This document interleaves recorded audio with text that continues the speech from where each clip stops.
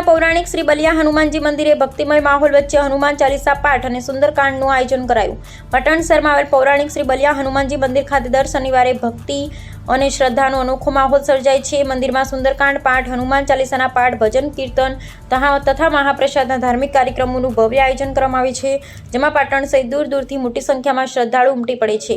શ્રી બલિયા હનુમાનજી મહારાજ પ્રત્યે ભક્તોમાં અખૂટ શ્રદ્ધા અને વિશ્વાસ જોવા મળે છે અને ભક્તો પોતાની મનોકામનાઓ, નોકરી, સંતાનના લગ્ન, પારિવારિક સુખ શાંતિ તથા વિવિધ સામાજિક પ્રશ્નોને લઈ દાદાના ચરણોમાં અરજી મૂકી પ્રાર્થના કરતા હોય છે। ભક્તોની માન્યતા મુજબ શ્રી બલિયા હનુમાનજી મહારાજ ભક્તોની શ્રદ્ધા અને ભક્તિ પ્રમાણે તેમની મનોકામનાઓ પૂર્ણ કરે છે।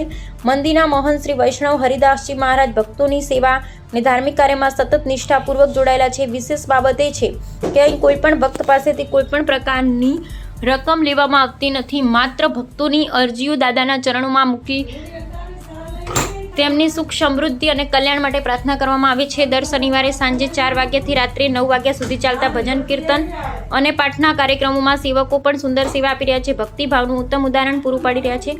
કાર્યક્રમના અંતે ભોજન પ્રસાદનું પણ આયોજન કરવામાં આવે છે।